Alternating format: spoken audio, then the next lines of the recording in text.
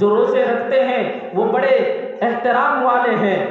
بڑے کرم والے ہیں، لیکن اس مبارک مہینے میں اگر کوئی روزے کو چھوڑ رہا ہے تو وہ کتنا بڑا نقصان کر رہا ہے، وہ کسی کا نقصان نہیں کرتا ہے۔ اس لیے کہ حدیث پاک میں آتا ہے، اس سے پہلے بھی بتایا، اللہ کے نبی علیہ السلام نے ارشاد فرمایا الصوم لی وانا اجزی بہ، روزہ میرے لیے ہے اور میں اس کا بدلہ خود دوں گا۔ اس پر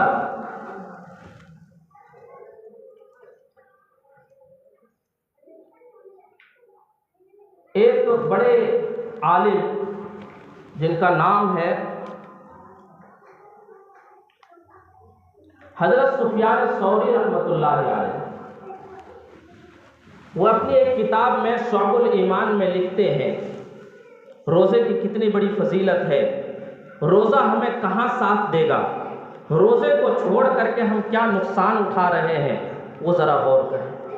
کتنا بڑا نقصان ہم کر رہے ہیں، اپنے ذات پر کس قدر ظلم کر رہے ہیں روزہ چھوڑ کر کے، وہ ہمیں اندازہ ہوگا اس حدیث سے، جس کو سفیان ثوری رحمۃ اللہ علیہ نے اپنی ایک کتاب شعب الایمان میں نقل فرماتے ہیں اور اس حدیث کی تشریح فرماتے ہیں کہ اللہ رب العزت نے جو ارشاد فرمایا الصوم لی وانا اجزی بہ، کہ روزہ میرے لیے ہے اور اس کا بدلہ میں خود دوں گا، تو کیا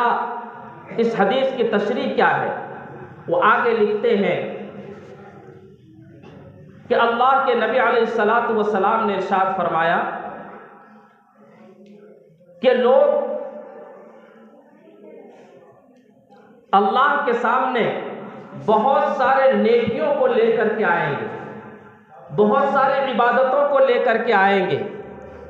اور اللہ رب العزت حساب و کتاب لینے کے لیے جب حاضر ہوں گے اور بلائے جائیں گے ہم لوگ، اس وقت کچھ حق والے آ جائیں گے مانگنے کے لیے کہ اللہ اس نے مجھے گالی دی تھی، تو وہاں پر تو گالی دینے کا تو الاؤ تو ہے نہیں، نہ یہاں ہے نہ وہاں ہے، تو کیا کیا جائے گا کہ ٹھیک ہے تمہیں اس نے گالی دی تھی تو اس کے پاس تو کچھ ہے نہیں، بہت ساری نیکیاں لے کر کے آیا ہے، ایسا کرو تمہارے گناہ اسے دے دو اور اس نے جو تمہیں ظلم کیا ہے، جو گالی دی ہے، اس کا ثواب، جس کے پاس جو ثواب ہے وہ تم لے جاؤ۔ کچھ آئیں گے اور کہیں گے کہ اس نے میری زمین ہڑپ کر لی تھی دنیا میں، تو اللہ کہیں گے کہ اس کے نیکیوں کو لے لو اور گناہ کو اس کے سر پر ڈال دو۔ پھر کچھ لوگ آئیں گے کہ میری غیبتیں کی تھی، تو اللہ فرمائیں گے کہ اس کی غیبت کو لے لو اور اس کے نیکیوں کو اس کے کھاتے میں لکھ دو، یعنی اس کے گناہ سب ٹرانسفر ہو جائیں گے ادھر، اور جس کے پاس نیکیاں تھیں، جس کے پاس گناہ نہیں ہے اس کے گناہ سب کیا ہو جائیں گے، وہ نیکیاں اس کے ختم ہو جائیں گے، اس کے کھاتے میں گناہ آ جائیں گے۔ کتنا بڑا خسارہ ہے۔ اللہ کے نبی علیہ السلام نے ارشاد فرمایا کہ مفلس کون ہے، غریب کون ہے، فقیر کون ہے؟ صحابہ نے فرمایا جس کے پاس کھانے پینے کی چیز کوئی موجود نہ ہو وہ غریب ہے، فقیر ہے۔ اللہ کے نبی علیہ السلام نے ارشاد فرمایا نہیں، غریب اور مفلس اور فقیر وہ ہے جس نے اللہ کے سامنے بہت سارے نیکیاں لے کر کے حاضر ہوا اور اس کے حق مانگنے والے جس پر وہ ظلم کیا تھا، جس کے زمینوں کو دبایا تھا، جس کو گالی دی تھی، جس کے حق مارے تھے، مزدوروں کے مزدوری مار لی تھی،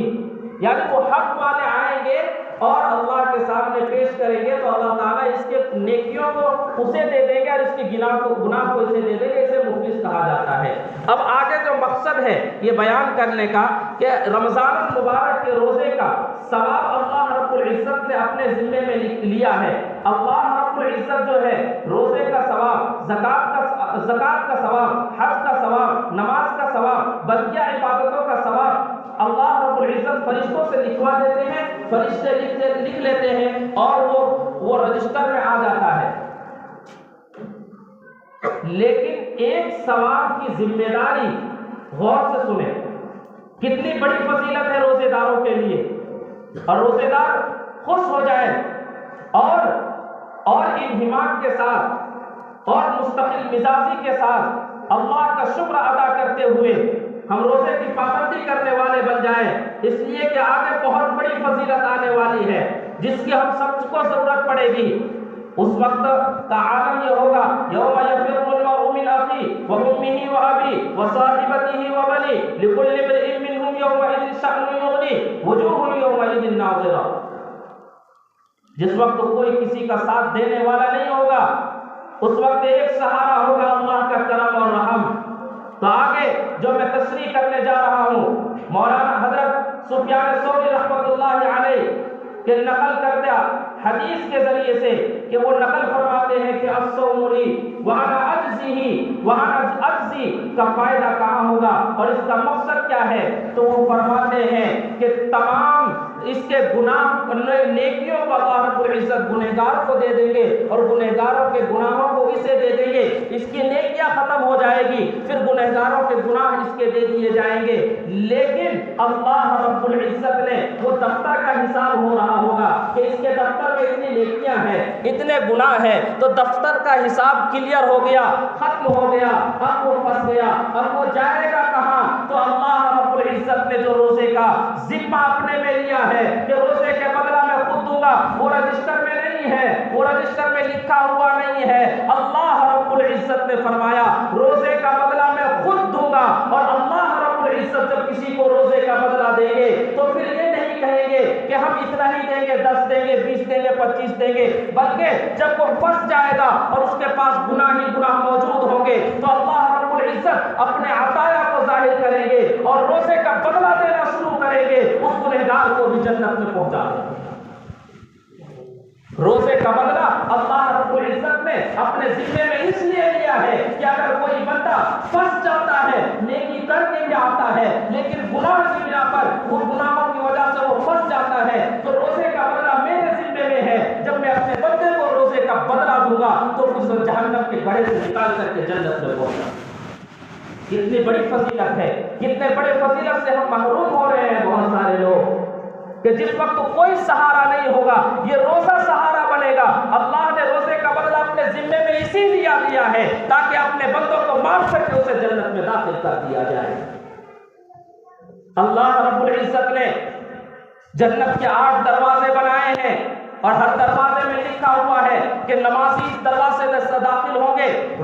زکات دینے والے باب الزکات سے داخل ہوں گے، صدقات دینے والے باب الصدقات سے داخل ہوں گے۔ تمام نیکیاں کرنے والوں کا دروازہ جو نیکی ہے اسی نیکی سے اس کا نام رکھا گیا ہے، لیکن جب روزے کی باری آتی ہے تو اللہ رب العزت نے قانون کو بدل دیتا ہے اور دروازے کو نام کو بدل دیتا ہے اور یہ کہتا ہے کہ یہ باب جو رمضان کے روزے کو رکھتا ہے وہ روزے دار روزے کے دروازے داخل نہیں ہوگا، بلکہ وہ دروازے کا نام باب الریان کر دیا ہے کہ اس دروازے کا نام الگ ہے۔ اللہ رب العزت جب تمام لوگ وہاں پر موجود ہوں گے اور باب الریان کو کھول دیا جائے گا، اعلان کریں گے اللہ رب العزت کہ روزے دار کہاں ہے، وہ اٹھیں اور اس دروازے سے داخل ہو جائیں۔ پورا حشر کا میدان بپا ہوگا، سب لوگ دیکھیں گے کہ یہ کون جا رہے ہیں، انہیں پروٹوکول ملے گا اور انہیں اللہ رب العزت اعزاز سے نوازیں گے۔ لوگ دیکھ رہے ہوں گے اور دنگ رہیں گے اور رشک کے نگاہوں سے دیکھ رہے ہوں گے کہ اللہ رب العزت اعلان کریں گے کہ نماز والے نماز میں داخل ہو جائیں، زکات والے زکات میں داخل ہو جائیں۔ جب اعلان ہوگا باب الریان والے کھڑے ہو جائیں تو روزے دار کھڑے ہوں گے اور باب الریان سے جب داخل ہوں گے تو تمام لوگ تمام روزے دار داخل ہو جائیں گے۔ اس کے بعد اس دروازے کو بند کر دیا جائے گا، تمام لوگ دیکھ کر کے اس پر رشک کریں گے۔ روزہ کوئی معمولی عبادت نہیں ہے، اس روزے کی عبادت کو پابندی سے کر لیجئے اور اہتمام سے کر لیجئے۔ اللہ رب العزت ہمارے لیے بہت بڑے بڑے وعدے کر رکھے ہیں، بہت بڑے بڑے۔ علامہ راضی رحمۃ اللہ علیہ فرماتے ہیں کہ جو شخص روزہ نہیں رکھتا ہے طاقت ہونے کے باوجود وہ خنزیر کتے سے بھی بدتر انسان ہے۔ جو طاقت کے باوجود روزے نہیں رکھتا ہے وہ علامہ راضی رحمۃ اللہ علیہ فرماتے ہیں کہ وہ میرے نزدیک کتے اور خنزیر سے بھی زیادہ بدتر انسان ہے۔